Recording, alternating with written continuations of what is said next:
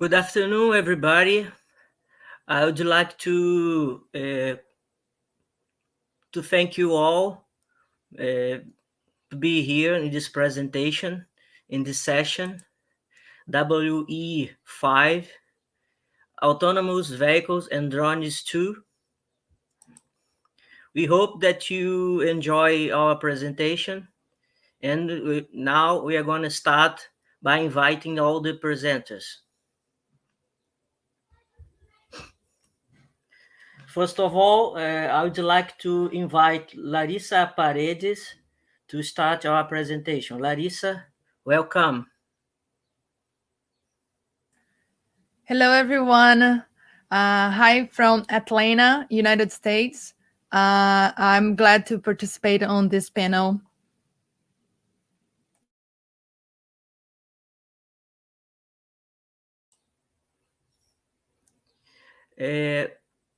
At this time, we are going to present the videos, the short videos for the session, and afterwards, we're going to start the discussion from the present people here.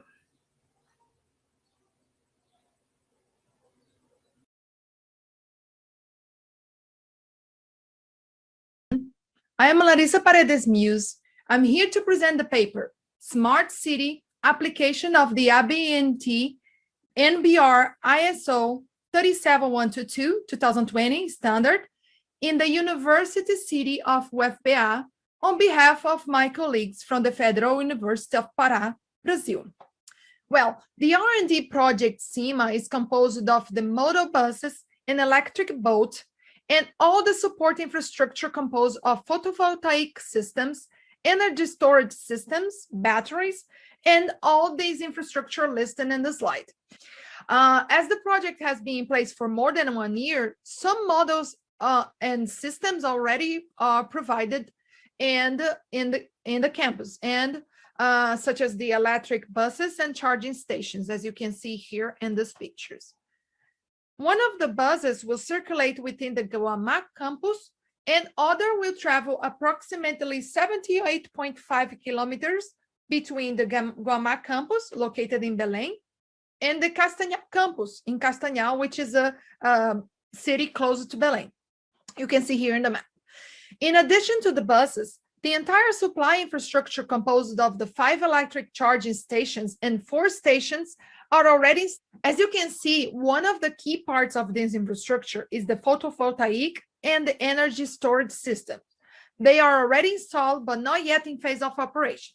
All these applications and systems will be interconnected through an IoT middleware, and it will use LoRa networks for communication and data sending. Well, and this is the methodology that we use, which is to identify the categories and indicators there are present in the university cities, and after that, perform a checklist to verify how much of the campus comply with the standard. 4 of the 19 categories present in the standards were selected. And then regarding those indicators of the 4 selected categories, of the 30 indicators that we select, that we consider, 17 are already present on the campus, which corresponds to a total of 57% only in relation to the 30 indicators analyzed again. When considering the total number of indicators of the standard, which is 81, the rate drops to 20%. In conclusion, the development of this R&D project, it does put the UFPA campus in the forefront of the smart grid and smart cities. With that, I would like to thank to CAPES and to North Energy for funding the CIMA project. And on behalf of the authors and co-authors, I would like to thank you all for your attention.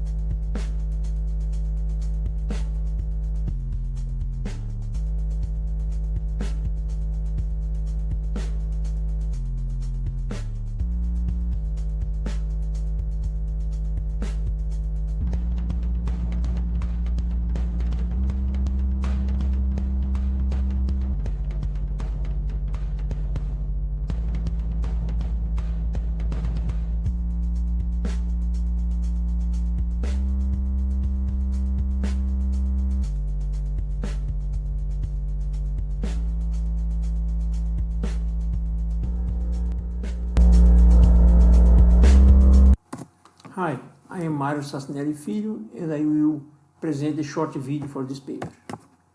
The idea is to control a formation involving a UGV and a UAV, characterized by the virtual structure corresponding to this line linking the two vehicles, characterizing two sets of variables, the variables of the robots, characterizing the robot space, that are the positions of the two vehicles, and the formation variables characterizing the formation space, that are the position of the formation, the position of the lower point of this line that coincides with the position of the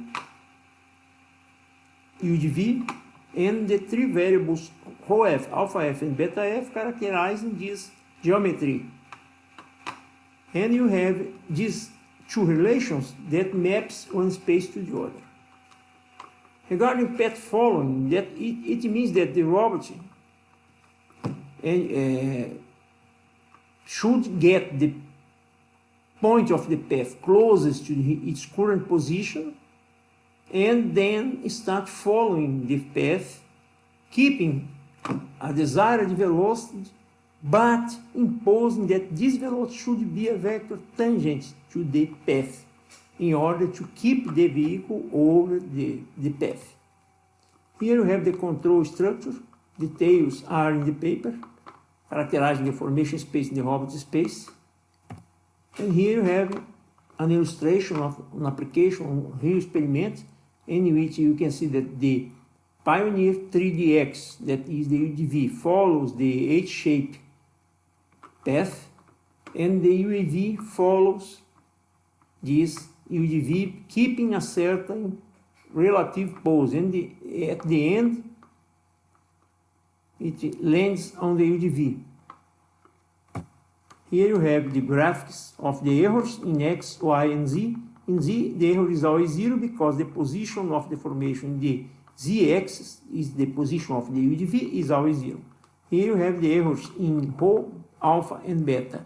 And you can see in this point corresponding to 60 seconds, the instant in which the landing procedure starts. Here you have the graphics of linear and angular velocity, and an important characteristic is that the real velocity is never equal to the desired one, because the priority is to keep the shape, not to move the vehicle.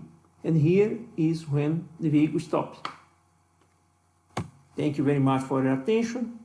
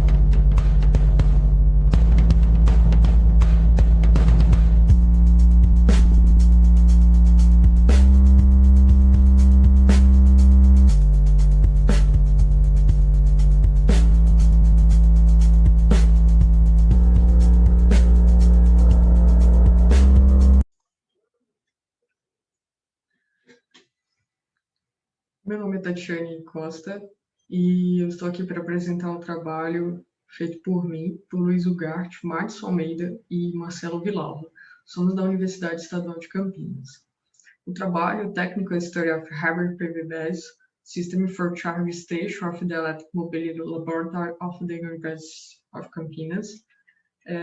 Vem com o objetivo de fazer uma análise técnica acerca de um sistema híbrido de energia para a alimentação de uma estação de recarga, que vai alimentar um ônibus elétrico. Com isso, foram feitos os estudos acerca das arquiteturas e topologias que podem ter agregado um sistema desse, como na figura A, que a gente tem uma topologia C, na figura B a gente tem uma topologia em corrente contínua, e na última figura, nós temos uma hibridização entre essas topologias para estar sendo alocado tanto os componentes de geração e armazenamento, quanto também a estação de recarga. Em conjunto com isso, foi mapeado também o transporte interno da universidade e definido as rotas que poderiam ser realizadas a partir desse mapeamento, observando quais seriam os lugares dentro da Unicamp que existe uma maior demanda de usuários pelo ônibus. E aí, com isso, foram gerados esses dois outros mapas, o mapa A e o mapa B, que são as novas rotas. Esse sistema híbrido, que seria composto por um sistema fotovoltaico e armazenamento, ele alimentaria um ônibus elétrico que é composto por baterias LFP, baterias de lítio LFP, lítio-ferro-fosfato, com capacidade energética de 324 kWh e autonomia de 250 km. A estação de recarga para alimentação desse ônibus é composta por duas tomadas de 40 kW conectadas em 380 volts. E esse ônibus deverá, segundo o nosso estudo, rodar algo próximo a 4,5 km a cerca de 6 km, podendo ter suas rotas definidas por dia em relação a eles, ou seja, se rodar 4,5 km, poderiam ser em torno de 55 voltas diárias, e se for 5,7, poderiam ser 43 voltas diariamente, de acordo com essa autonomia que esse ônibus tem. Também foram traçados 4 perfis de carga para carregamento, no qual um carregamento rápido utiliza apenas uma tomada de 40 kW, e no carregamento rápido 2 tomadas, e no carregamento mais lento seria uma única tomada, no qual nós podemos usar de estratégia o carregamento noturno e o carregamento diurno. Também foram feito o dimensionamento da planta fotovoltaica, que poderá alimentar toda essa carga, dividida em 2 sistemas, fisicamente, mas estariam no mesmo alimentador. Nesse caso, eletricamente, seria visto como uma única planta, no qual seria uma parte dela de 41,7 kWp e a outra de 16,8 kWp, que estaria conectada com o sistema de armazenamento. Nessa tabela, apresenta os resultados do balanço de energia, juntando a energia gerada pelos 2 sistemas, que é visto como único pela rede elétrica, no qual é perceptível que o sistema ele pode, sim, alimentar todo esse veículo elétrico, salientando que ele está sendo descarregado por completo todos os dias, o que, na realidade, isso não vai ocorrer. Entre as conclusões está que a capacidade sugerida para o sistema de armazenamento, que vai estar junto ao fotovoltaico, seria de 50,4 kWh mínimo, que daria uma autonomia de 3,74 horas. Percebeu-se também que os melhores cenários para ser realizadas recargas seriam aqueles em que durante o dia o fotovoltaico faz a produção normalmente, pode jogar esse excesso de produção para a rede, e durante a noite o ônibus vai lá e recarrega após o horário de ponta, e é descontada a geração de crédito que foi feita durante o dia, visto que o ônibus não pode parar durante o dia porque ele vai estar fazendo atendimento aos usuários. Atualmente, esse veículo elétrico já está em operação na Unicamp, onde tem uma planta fotovoltaica fazendo a sua alimentação, porém, não foi possível ainda fazer um sistema híbrido com armazenamento, porque os custos das baterias cresceram largamente durante a pandemia, e com isso a gente tem uma parte já do sistema, a principal parte do sistema em operação. Agradecemos imensamente ao Laboratório de Energia e Sistemas Fotovoltaicos da Unicamp e ao Campo Sustentável, do qual esse estudo faz parte, é um dos projetos participantes do Campo Sustentável, a CAPES e ao CNPq. Também agradeço a todo o congresso e todos que assistiram. Muito obrigada.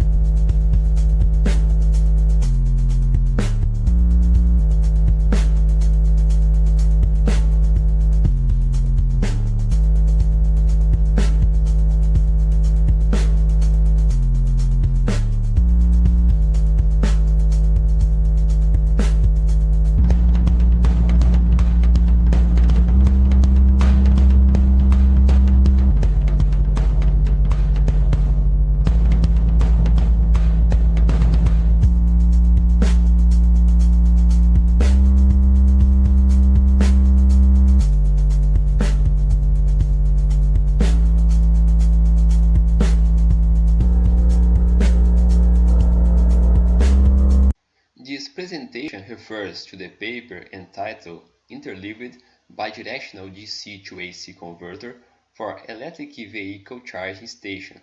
I am Professor Moacir de Brito from UFMS, who is the speaker of this presentation. The conversion of automobiles into electric vehicles is a key factor to deal with environmental issues. The usage of EVs opened the market for novel technologies such as V2G that allows the vehicle to be charged by the grid or supply energy to it, opening novel opportunities and perhaps redesign the market. Inside the charging station, the bidirectional DC to AC converter allows the correct power flow among vehicles and the grid. To properly connect to the grid, one may adopt the L or LCL filters. In this work, we are proposing the use of a two three-phase bidirectional converters with L filter in an interleaved strategy, taking advantage of control simplicity and reduced TAG, while maintaining certain immunity for grid inductance variations. With proper specifications, we could design the interleaved converter with an inductor with almost the same weight of the LCL, taking advantage of the double ripple frequency of the interleaved. All converters work with the same synchronous reference frame PLL algorithm, the same power control loop, and the control loops are tuned with the same characteristics to permit posterior comparison. The current to control transfer functions for the L and LCL filters are described in these figures. The L filter does not need any damping, but for controlling the LCL filter, the adoption of a damping technique is mandatory once it presents a high resonance peak. The converters were modeled in MATLAB, and here we can observe the results.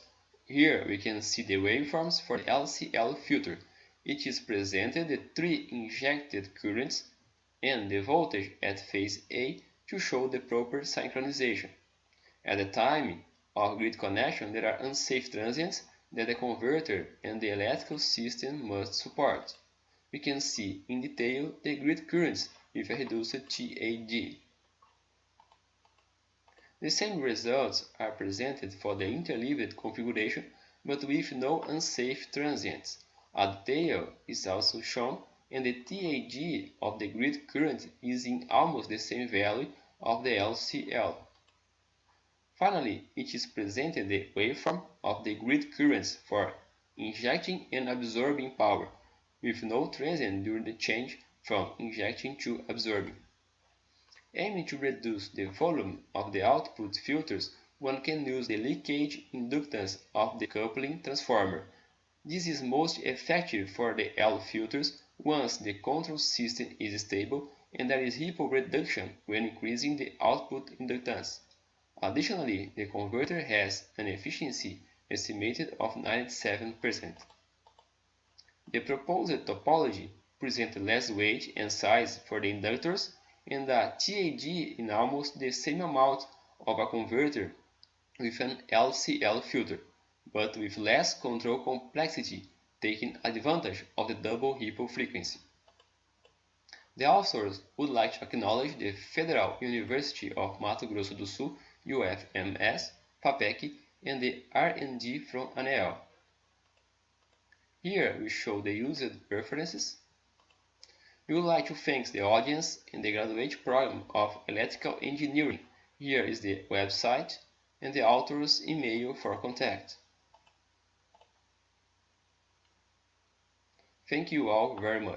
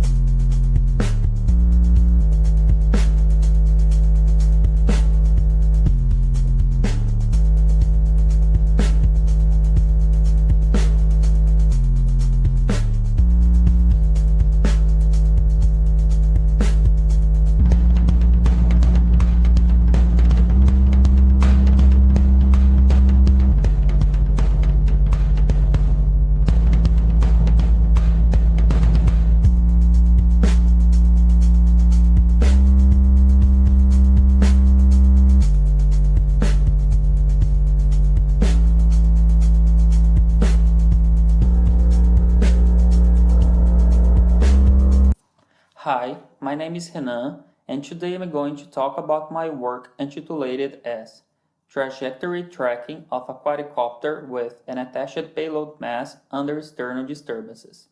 So, the objective of this work is evaluating the performance analysis of different controllers under external disturbances. The control is designed not only to present a better adherence to the trajectory, but also exhibiting a minimal payload vibration. This work is organized in 4 sections where Section 1 presents the introduction, Section 2 introduces the proposed mathematical, controllers, and dryden models, Section 3 lists the main results related to external disturbances, controller performances, and payload vibration, and Section 4 finalizes with final remarks. As in the illustration, a payload is attached vertically to the quadcopter frame, and the dynamic model can be approximated by a spring mass leading to the motion equation S, in which the metrics are defined by. For dimensionalist representation, the main metrics are defined by PM, which represents the ratio of payload and UAV masses. In comparison to the first order sliding mode control, new terms are added to the second order equation, enforcing the sliding mode on the surface. The dryden disturbance is designed based on the velocity of the wind and the UAV. Initially, a comparison of the proposed model with conventional one is presented. In the presence of attached mass, the dynamics are significantly changed, require more effort to maintain the proposed trajectory as well as decrease of performance. Second, the wind model impacts on the system differently. Not only the peaks are more prominent at higher velocities, but also the frequency band is larger. A parameter is used to evaluate the control efficiency, and the second order show better oscillation reduction regardless the wind intensity. A circular trajectory is adopted for this comparison, and based on these graphics, it's possible to verify the higher robustness of the second order's sliding model control.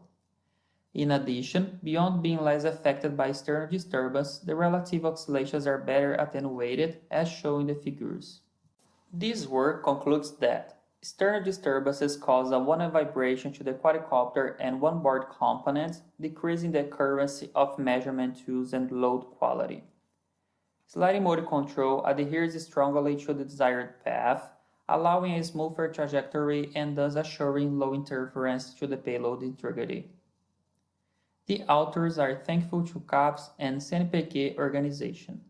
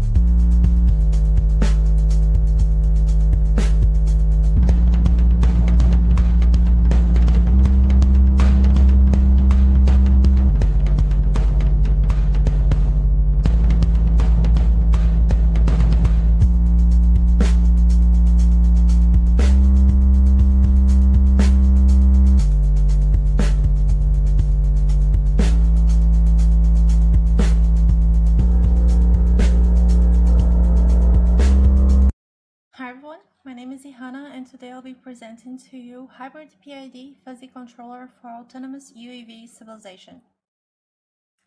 The main objective of this research is to develop a UAV controller capable of containing instabilities that may occur despite of the operation. And to achieve this, the hybrid control strategy was applied for robustness and self-adjustment.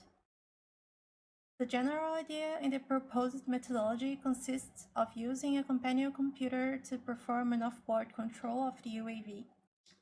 The primary sensory data is fed through the Flight Management Unit, the FMU, to a specific driver, the MAVROS. Then, the data is forwarded to the ROS node, in which the controller is implemented. The reverse path takes place to perform the motor driving at the end of the control loop. The figure illustrates the proposed simplified cascade PID controller scheme, The external loop uses the position error to generate the set point reference value that will be used in your internal loop that is responsible for controlling the UAV motors. The proposed scheme is a combination of cascaded PID with fuzzy algorithm that is responsible for calculating the PID gains. The fuzzy and PID together can provide an effective solution to the system nonlinearity. Here is our environment designed using Gazebo, ROS, and how our controller and simulation work. I also planned this video with simulation of cascaded PID only. There is the controller. The green dot is the pointer, and the black dot is the UAV. And after this, with the fuzzy cascaded PID, here's the Simulink and the fuzzy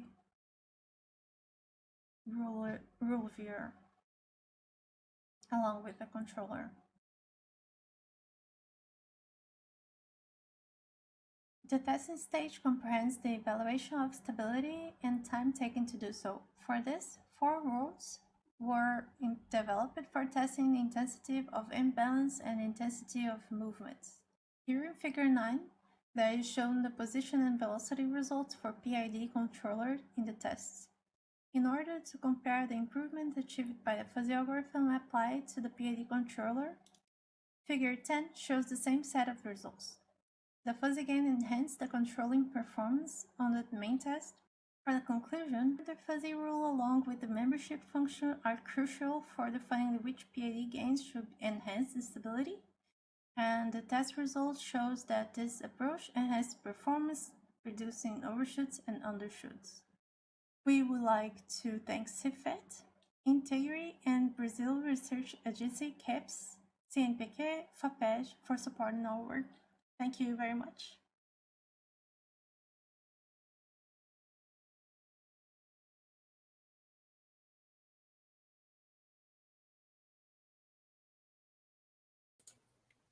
We're back.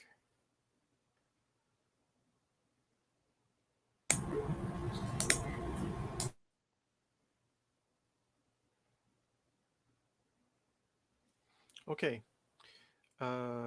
So usually I like to keep the discussions with all the authors so we can have a more meaningful discussion of every question.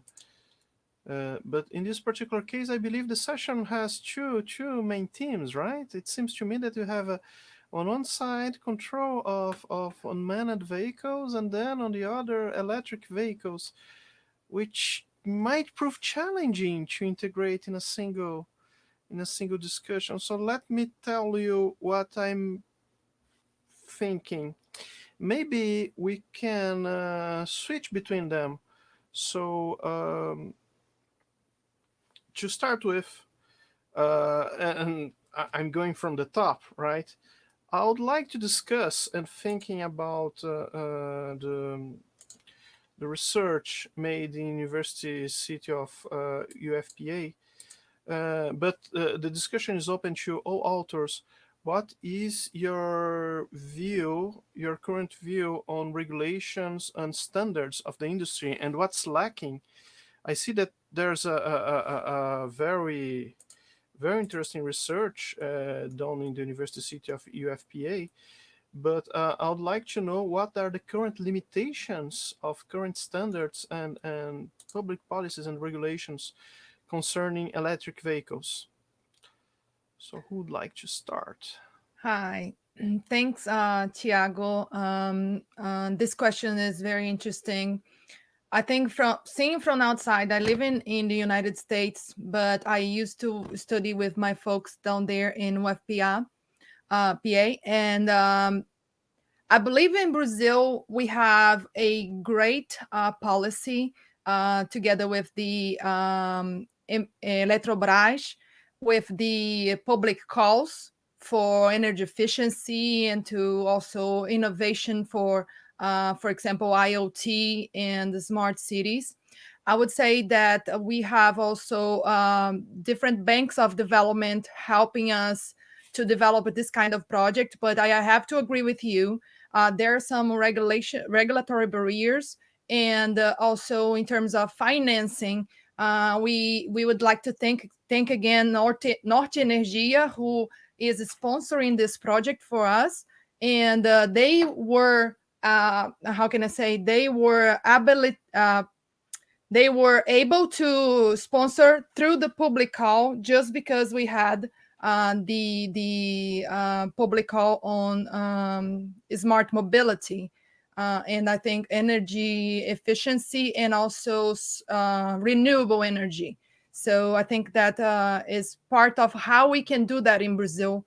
Not I don't know if I respond to your question, but I welcome other questions from the audience and for our panel too. Anyone else wants to add in?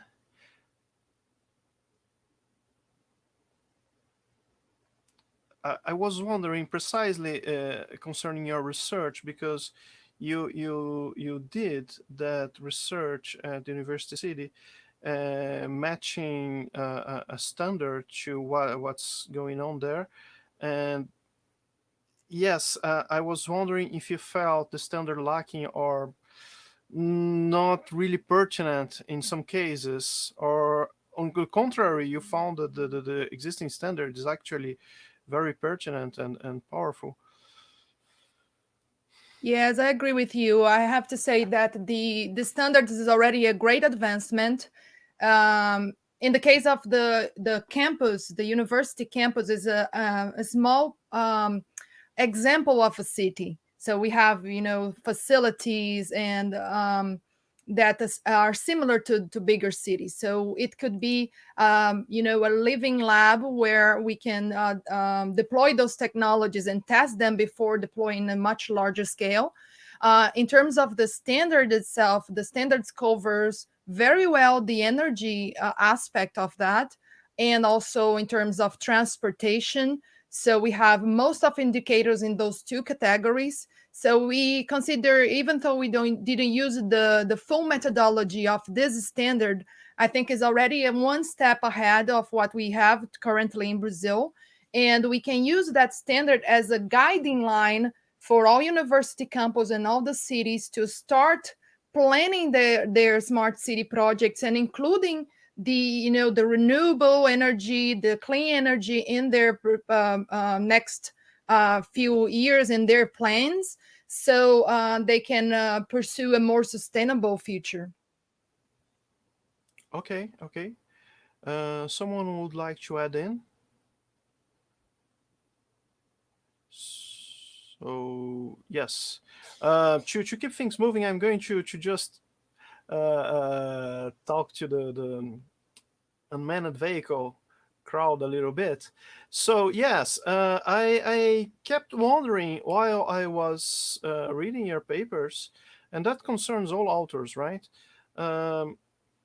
What is your feeling concerned deployment solutions of unmanned vehicles with onboard control? Because I've seen many solutions that uses either simulations of some sort of offload processing.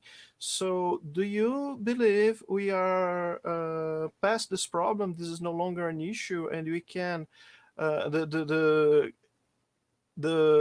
embedded computational capacity on current generation of unmanned vehicles is enough for virtually any task. So I was wondering, what is your opinion on that matter currently? Who would like to begin? Well, I can talk about my experience. I haven't made an embedded controller, but the main barrier that I see is the high cost of equipments in Brazil. Like, you have some very nice components like the Jetson Nano that can do a lot in a small space, but as always in Brazil, we have to fight the cost hurdle. So that's one of the barriers. And the second barrier is that quadcopter can't, usually the ones we have can't carry a lot of weight. So you have to really budget the capacity that you need to be able to take off and have and the weight don't mess up your flight. So, but that's, as I said, most of my work has been done with not embedded controller, but off-board controller.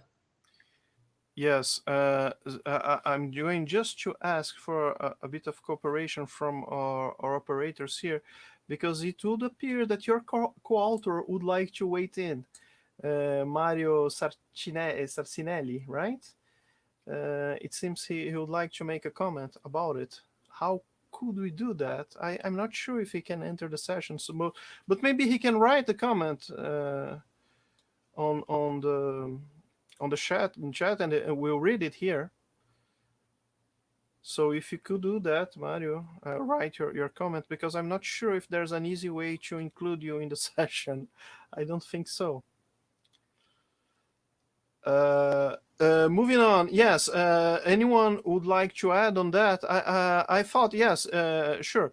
The payload is reduced, and what about power consumption? Is this still relevant on this day and age, or power consumption is relevant for a powerful enough controller on an unmanned vehicle, or this is not relevant when compared to the power to be able to keep flying?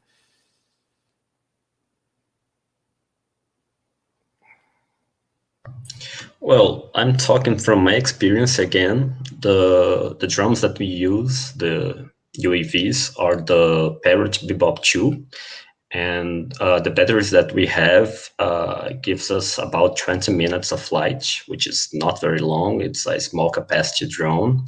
So yeah, we have to be aware of the power costs to not have a problem and reduced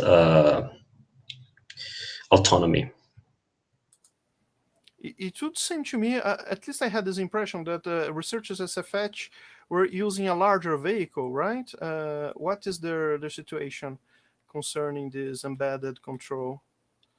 What is their view with their larger drones?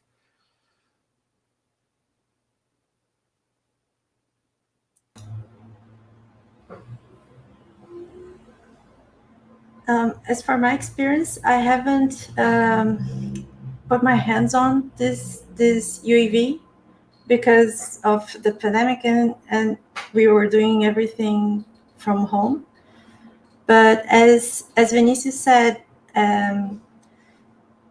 everything is possible depending on the scale of the project.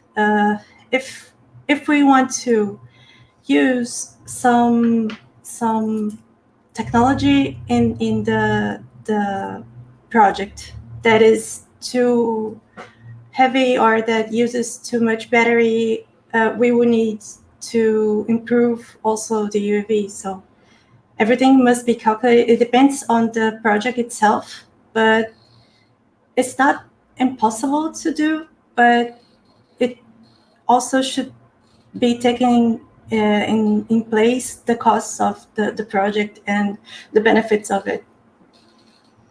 Okay, so I'm gathering from the answers that yes, there are still relevant limitations to embedded control on unmanned vehicles. We're not past this being a factor, right? All right, so moving back, we're going to switch between those two groups. I was wondering from the researchers that are studying electric vehicles, and particularly concerning mass transportation, what are their views on current electric grid capabilities, current infrastructure? Yes, Mario, I'm going just to read your comment after that, but what is your view on the current infrastructure and how suitable it is to a transition to electric vehicles. Are we ready for that or no? We'll have infrastructure problems and we're still limited by it. I don't know if my colleague from Unicamp is here to defend that article, but I would like to respond to that question in particular. I've seen that in Brazil, the scene for electric vehicles in specific the public transportation vehicles is gathering a lot of investments and policy design. So in regards to the investment or the current maturity of our system, we are still, and doing baby steps. But in terms of looking for investments and looking for, creation of laws and regulatory aspect, we've been advanced, especially because of the Association of Electric Vehicles, ABVA, the Brazilian association, led by a couple of my colleagues in Brazil, Adalberto Maluf and Silvia Basic. They are, in particular, Silvia worked for Renault, which is a manufacturer in Brazil, and they are already not only developing research and also creating or actually manufacturing vehicles already, but they also are investing heavily in the research and development for charging stations. And I think that also they have been dealing with the Brazilian government, with the Ministry of Science, Technology, and Innovation. So they have been advancing in that direction. So I would say that in the next 5 to 10 years, we're going to have a better maturity. And Brazil is among the first countries to do so, to invest in that particular application. Yes, thanks in no small part due to research like yours. And Moacir would like to add something to it, I believe, right? Yeah, of course. Yeah, nowadays we are changing our minds regarding changing all the combustion automobiles fleet into the electrical ones. And of course, we have we have the knowledge in many universities. We have a lot of researchers and companies that are giving us fundings for developing this kind of technologies. And I believe, as Larissa, that in a short time, we're going to move from combustion to electrical vehicles. Not only electrical, but hybrid ones. But we have to think about the amount of energy that we can demand for the grid.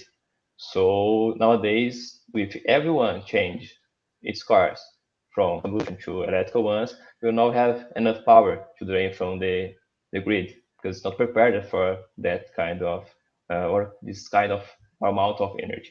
So we need to obviously work on the standards, of course, but to improve the quality of our utility grid. So we can also see that we need to verify the quality of the grid as frequency, voltage, and how amount of active and reactive power can drain or injected to this electrical power grid. Yes, concerning your research precisely, I was wondering if there are specific requirements that do not arise often in an urban environment like ours for the power grid, because for an urban environment, I would believe, although I'm not by any means an expert, that power grid is mostly dimensioned following domestic domains, right? Domestic demands. And is there any specific requirements regarding, I don't know, immediate power and quality on charging electrical vehicles that may not still be observed by current urban power grids? Do you believe there's an issue there, or it should be fine? It's easier to charge a vehicle than to power a home AC. Every time we have to drain power from the grid using those electric vehicles, you have to put some electronic power converters to interface and to change the way the energy is drained. So we need to run them with higher efficiency as we can, with less magnetic emissions, to have more compatibility among these vehicles and the grid. So nowadays we are working on a research from NL, and we are trying to convince them that the batteries of the vehicles can also feed the grid back. So nowadays there is no standard for that.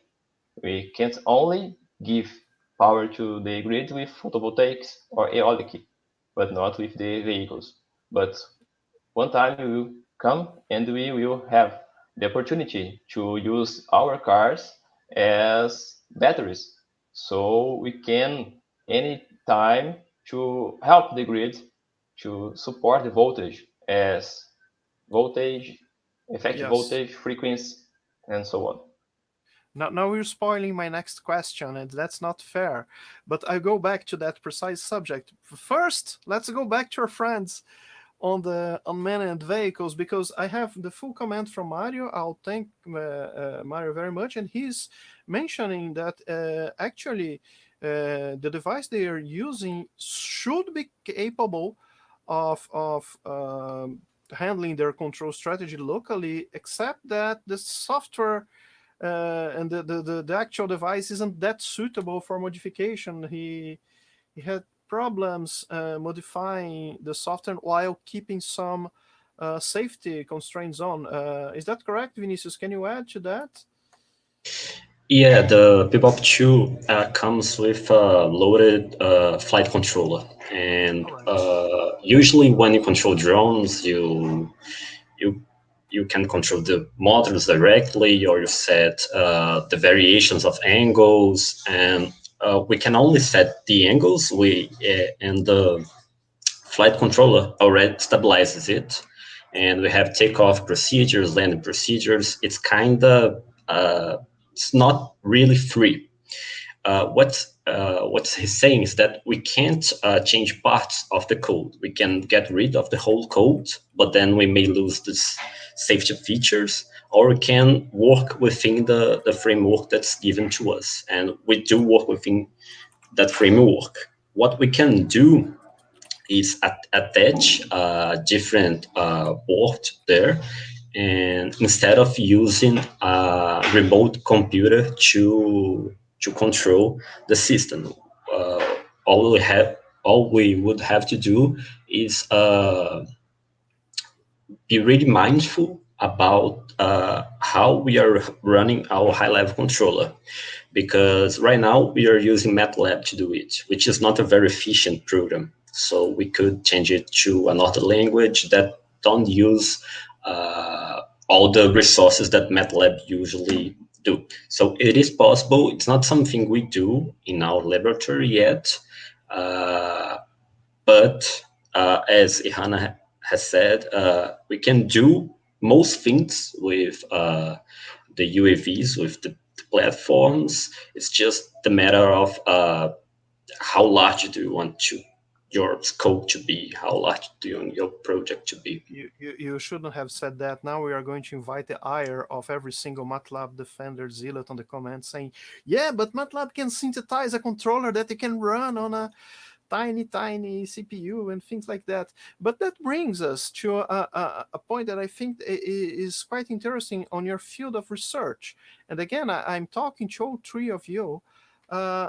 How do you feel about the current availability of vehicles suitable for research, right? Vehicles that you can tinker with. Should you still build your own? Are we past that? Is there? We are now in a researcher-friendly situation where we have vehicles that are suitable for research, or we still have difficulties on this field?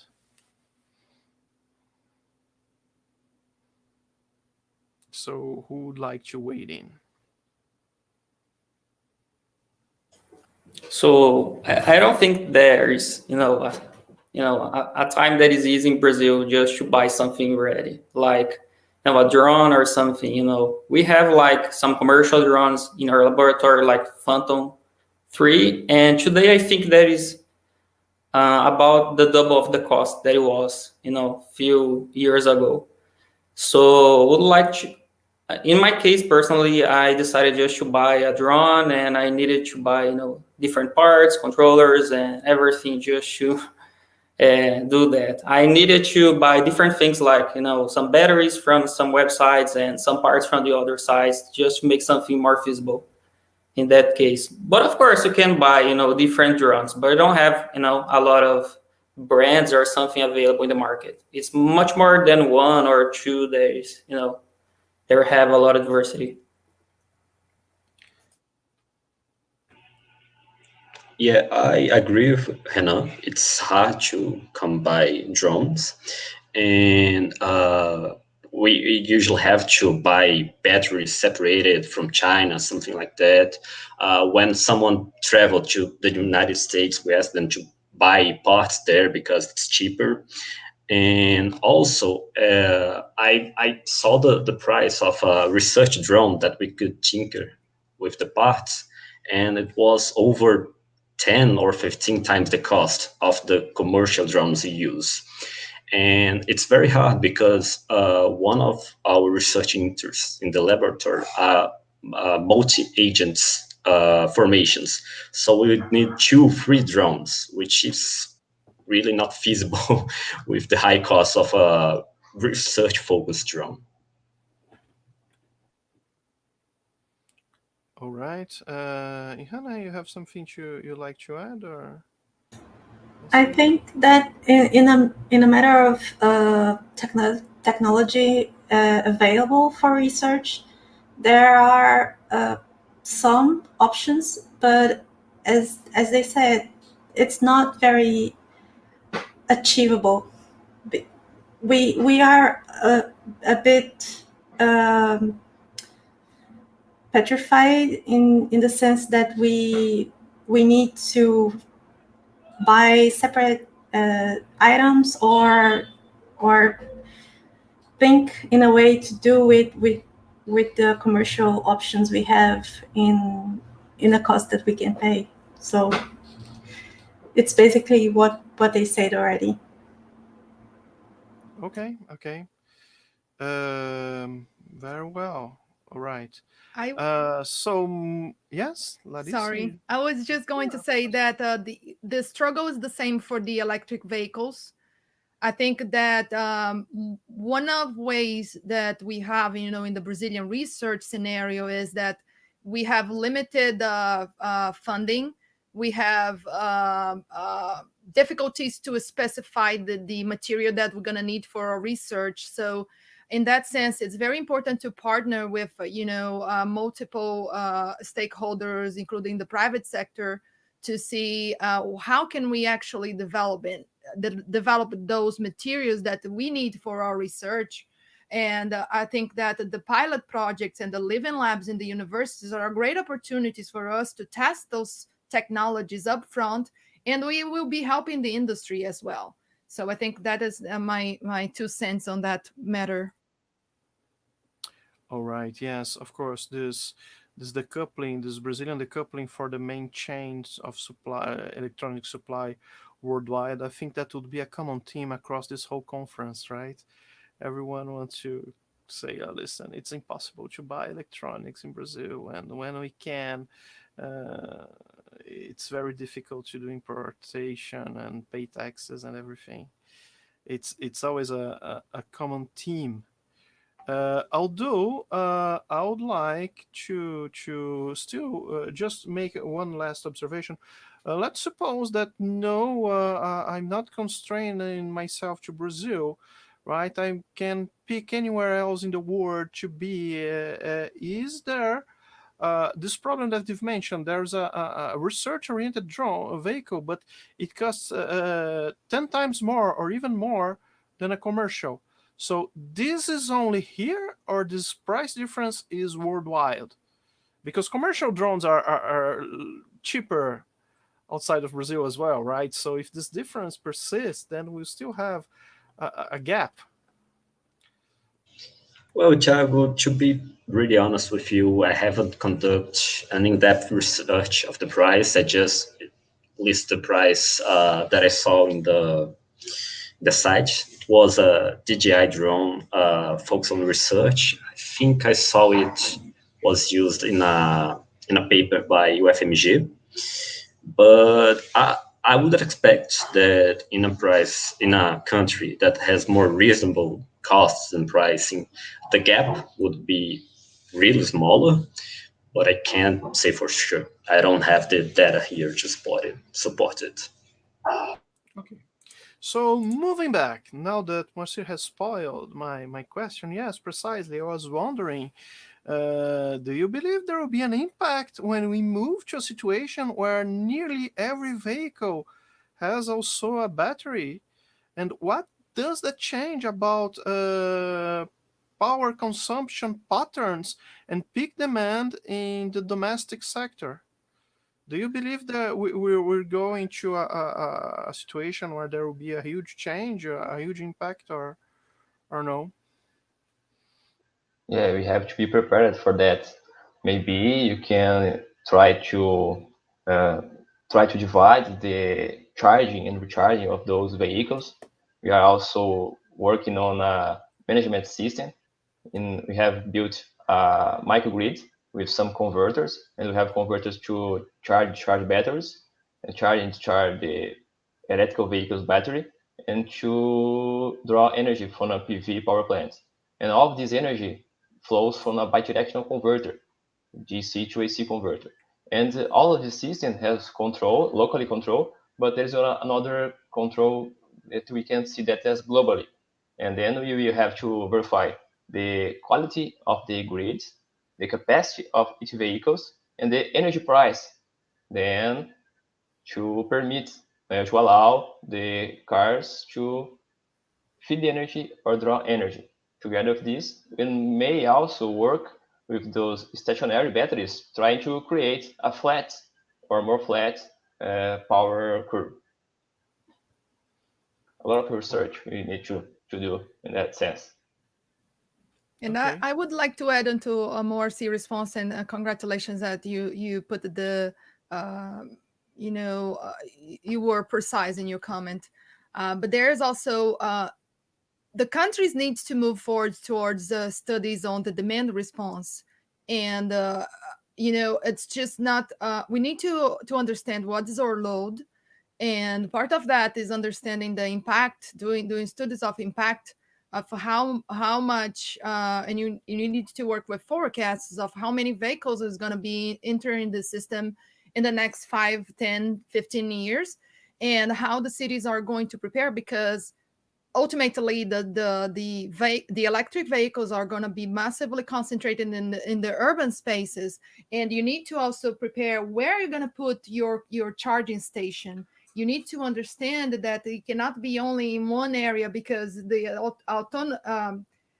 autonomy of the electric vehicles are still not larger as we have into the combustion motors vehicles.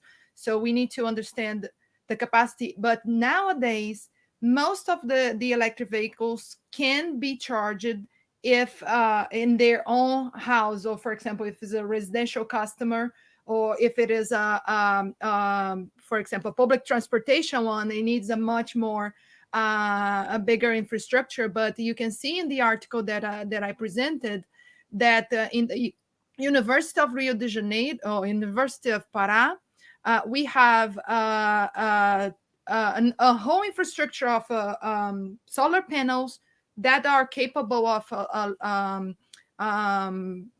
charging the two electric buses that we have.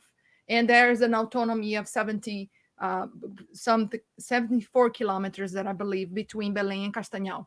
And another thing that I would like to comment from the previous question is that IEEE has a standard project on vehicles to grid.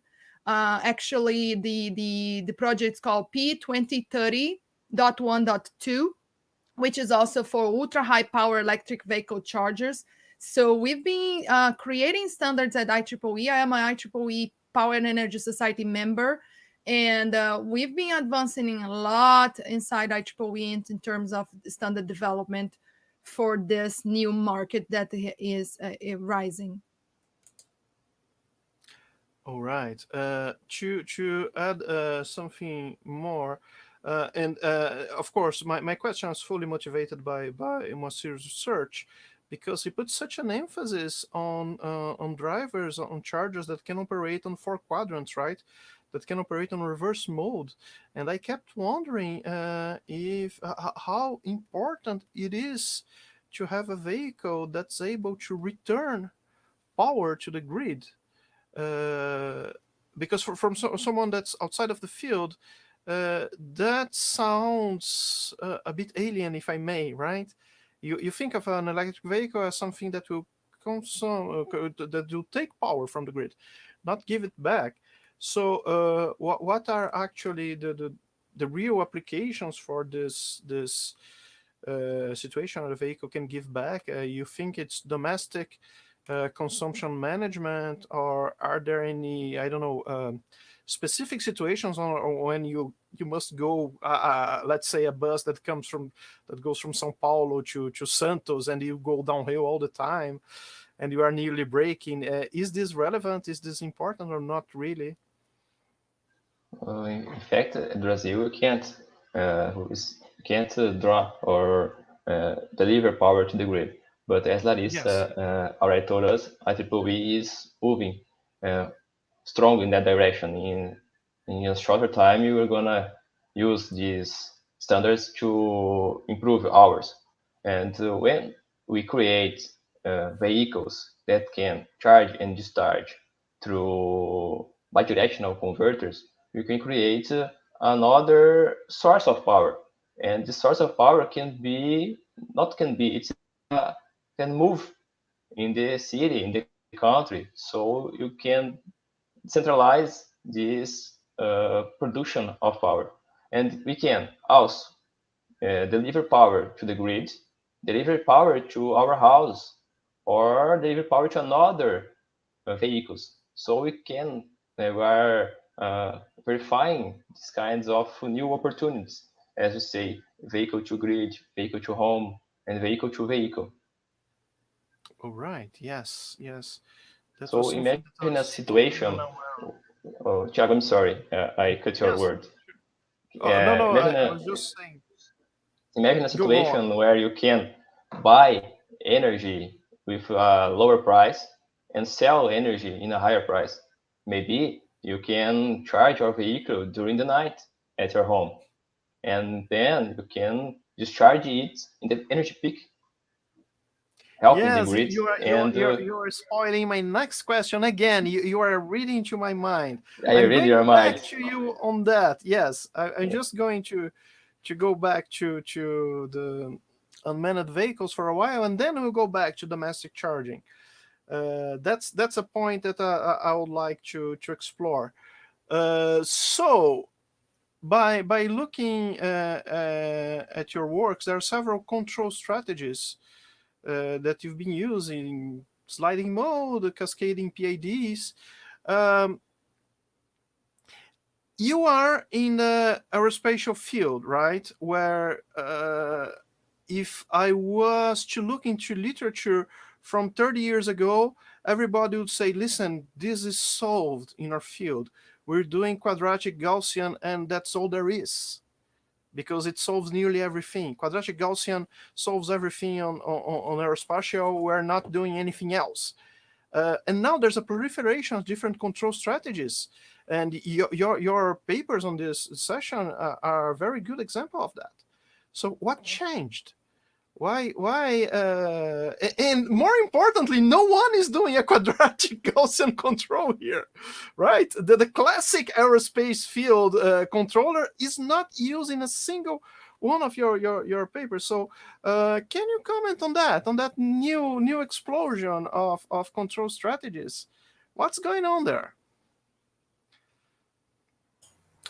Oh, okay, so of course, there's a lot of different controllers today, you know, so I believe that people are thinking more about some constraints or something like external disturbances or something that requires another strategies, you know, some, not more advanced strategies, but some controllers that gives that opportunity, you know, just to add some uncertainties or something that can create, you know, that can bound more the environment that drone is. So I believe that, you know, have a lot of strategies and depends what your task, you know, I believe there's the best answer. There are a lot of, a lot of controllers that can be appropriate for the same thing, but there is some specific task. There is, you know, a huge difference between that. Like in my paper, I try to prioritize the medical research and this transportation, of course, the medical transportation. And they lead a lot with this vibration. You know, there is some medical products like insulin or something that, you know, they can be degraded by some vibration, temperature, or something. So in this case, there's a robust controller can make, you know, a lot of difference just in terms of that.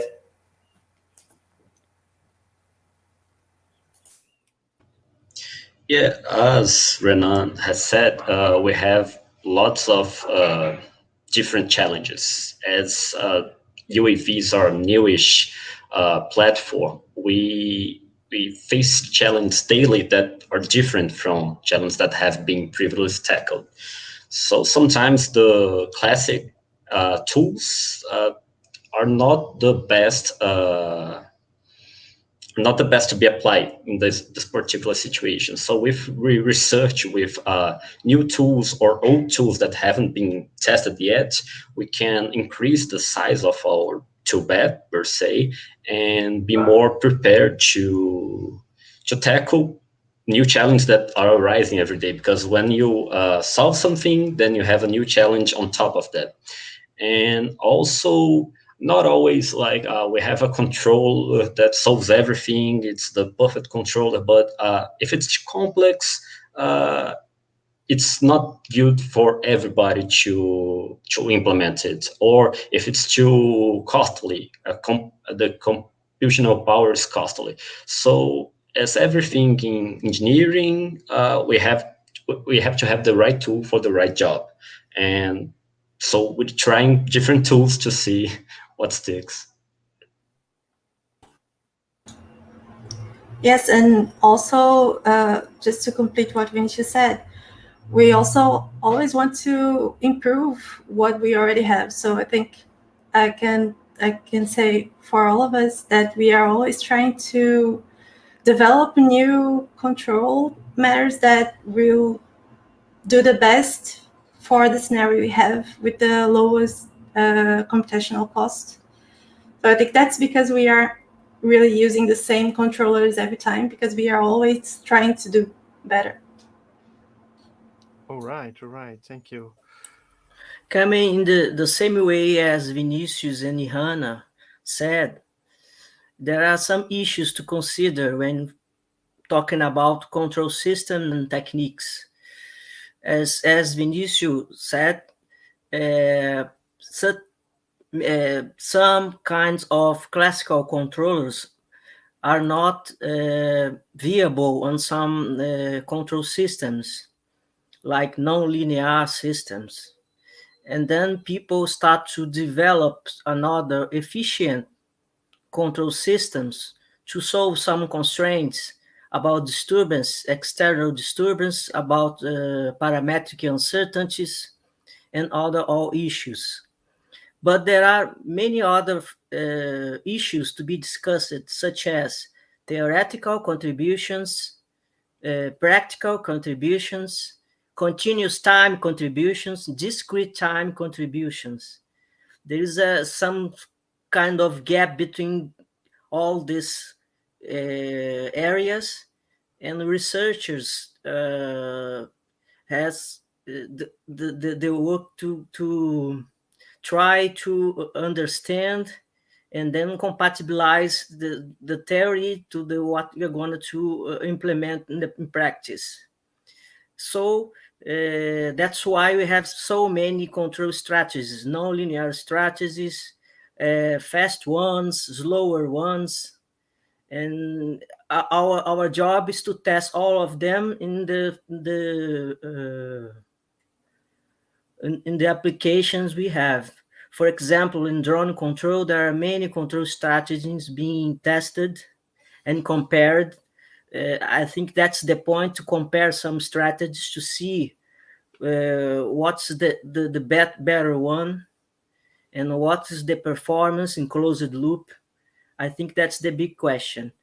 I think that there is no universal control strategy, as Vinícius said, but there is that one that is more applicable to our problem.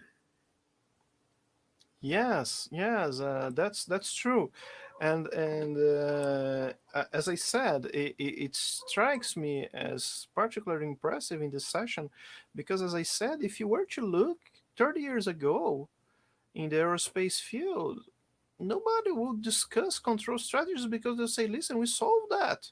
We have our quadratic Gaussian controller and it works because nonlinearities aren't really important and it's robust enough and noise perturbation is nearly Gaussian, so it's fine. And now we have a new explosion, and that's really interesting. But moving on now on this switch that I've been doing, oh, that's difficult to pull off. But yes, precisely concerning now I'm going to move on to the realm of speculation. I would like for you both to speculate freely. Domestic charging. Now we're discussing two separate revolutions here. They're colliding, right? On one hand, you have electric vehicles, but on the other, although later than we've expected, we have also unmanned vehicles, right? Self-driving cars. So the convergence between those introduce a few questions. Will there even be a garage in a world of self-driving cars? A private self-driving car makes sense, right? Why a self-driving car would spend the night in a garage charging? So I would like for us to discuss a bit this perspective. Domestic chargers, will they be important, relevant? Is the current domestic infrastructure suitable for them, right? The average house power grid can accept a charger for a electric vehicle. If not, what the changes must be done, and will we even get there, right? That's the question I want to introduce. Moacir, would you like to start or can I? You can. Okay, so I would like to start with that. I think that in the phase that we are right now, we have no other options. We have very limited public chargers, so that we need to adjust to what we have right now. And the industry realized that it's not going to be feasible for a long time, because the cost to increase the power for residential customers is much higher than having a centralized charging station, public available, where you have more opportunities for a revenue stream for utility companies. Utility companies are not going to invest on something they don't have a return on their revenue streams. So I think that is a given. The other part is the customer can choose to have that service, and that's when the smart devices can be protagonist on that particular scenario, because you can let's see that in the near future, the flexibilization of how do you charge for the energy will happen. That's the utility companies have been discussing that massively, not only in here in the States but worldwide. And there's going to be a trend for different price ranges based on the hours, and also related to the peak hours as well. So I would say that if we have smart devices that responded to that for residential customers, where they can get the energy from the grid in the not outside of the peak hours, and then sell to the grid when it's convenient, and it's going to be a new stock market. So the utilities are going to try to, create regulations to avoid this kind of scenario. But there's going to be a pressure in the society for, I wanted to produce my own energy. I wanted to sell the energy to the grid. And to be honest, from the utility perspective, I do consulting for utilities here in the States. They spend a lot of money for generation of energy. It's much more difficult to start a generation plant than helping the customer to produce their own energy. Of course, they lose in one hand, but they also they need to look for new services that will actually recover this revenue stream for them. So I think that that will very definitely influence in the electric vehicles market in the next 10 years. Yeah, I totally agree with Larissa's comments. She is certain, and I believe our community is too.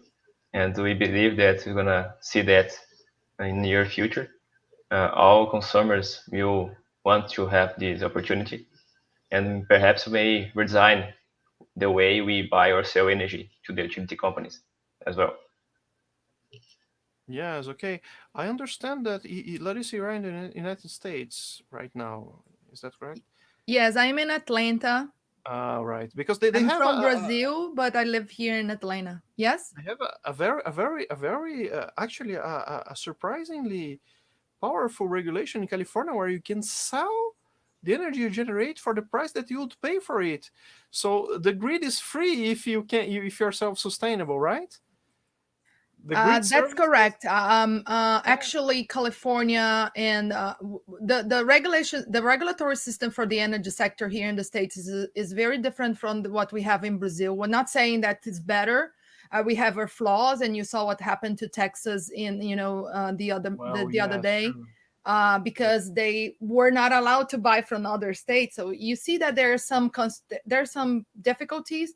But what I have to say is that if you give more liberty to the customer, more freedom to the customer to choose which solution they're going to adopt for their own needs, I believe there is a path to a more sustainable energy production, because the scenario the context that we have right now with massive power plants, massive hydroelectrics, it has an environmental cost on that. It has an economic cost on that. And you see what happened to Belo Monte, where we don't have enough water to power that plant in some parts of the year. So if we have more flexibility, more distributed energy resources, we can definitely accommodate the trends to electric vehicles.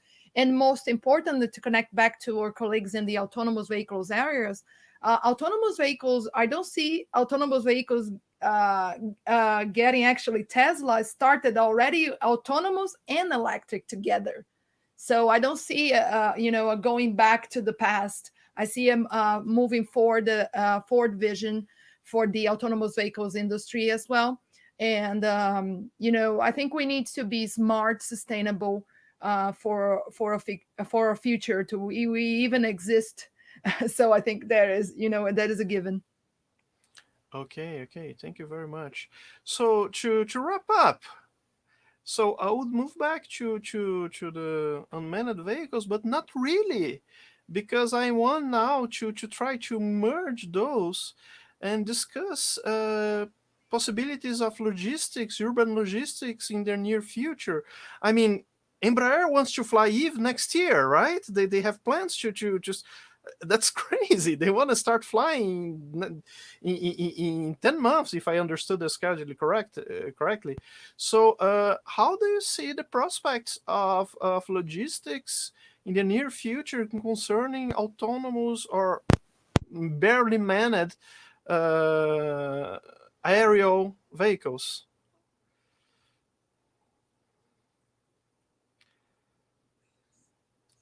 Who wants to start speculating and talking about flying cars in engineering? Actually, Sorry. Actually, I think that we are all facing the same issues, so cost and logistic things, and of course, battery powers or something.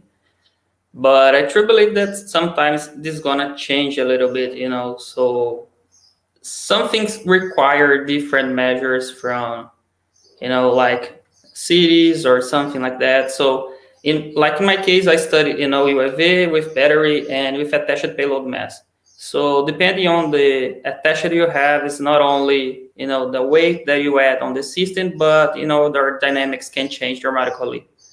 So I believe that sometimes, they need to find this connection between, charger and the size of a battery and the efficiency we need to travel from different places, So I don't know, but I think that it's going a great way, especially with a company like Embraer starting that process.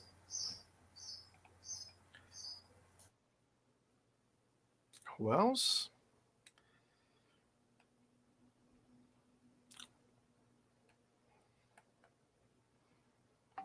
Well, okay. Well, it's probably just you, because you're the only one with a payload and actually carrying valuable. So yeah, I think we're going to wrap on this. Is there any other comment? Oh yes, you have. Mario said things about drones and say that yes, they're expensive, like $800. Yes, that's the issue, right? We are outside of the main electronics supply chains, and it's tough. But I would like to thank you very much for participating in this session. It was really a really good discussion. I've enjoyed. I hope you've enjoyed as much as I did. Thank you very much. Thank you. Oh, wait a second, not quite. Finally, someone from the comment asked, listen, you are free to ask everyone that's watching. You are please welcome to ask any questions you may have. So what about the energy market when your cars will be connected to the grid? Precisely, we're going back to that situation of energy market and batteries and cars connected to the grid. So Antonio is asking about energy market precisely. I think we touched a bit on that, but if we could expand.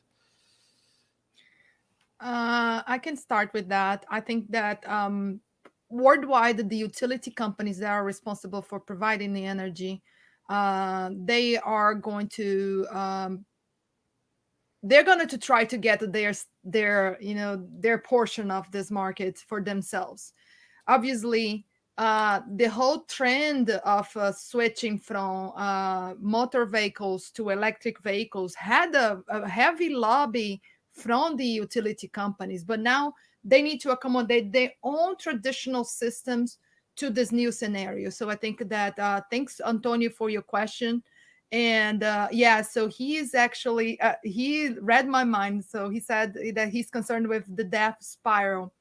I spoke to one of the executives from Copel in Brazil, and he was telling about that death spiral for utility companies in a scenario that the customers can produce their own energy, and how they're going to have, how they're going to have a market if I am going off grid. I think the response to that is that the companies, the utility companies that do not invest in new services such as I help you to implement your grid. 2, I help to maintain your grid. I help to put up to the code. I give consultancy assistance to you. That is a valuable opportunity for the utility companies, and I think that responds part of the question, but the other part of the question is the precification of energy. I think that produced energy is very expensive, not only in terms of economics, but also environmentally expensive to the planet. So I think the question is how open the utility companies are to that green transition and supporting the customers, because the trend is going to happen no matter what they want. I think this is going to happen And I think that Moacir can complement this response. Yeah, of course. We are moving towards this new green future, and the companies will have to create novel ways of interacting with the consumers. And in this sense, we have to think that consumers cannot create or implement novel distribution lines. So we need to use the utility companies' help. And then they can find ways to regulate the market together with the consumers, thinking not only in the precification, but about the energy quality indexes as voltage, as frequency, and other things that you can think about as faults. You know, I've been always puzzled about this because, of course, it's something completely new in the domestic sector, but that's not new in the industrial sector at all, right? We've been having industrial process that produces energy for a while now, and they manage to arrange themselves between they and the utilities and say, listen, you are going to buy for a fraction. So I don't know. I think we'll manage because the industry has settled that for a while now. We have several industrial processes that are actually produce energy. So I'm also optimistic. I believe we will find some common middle ground between customers and utilities.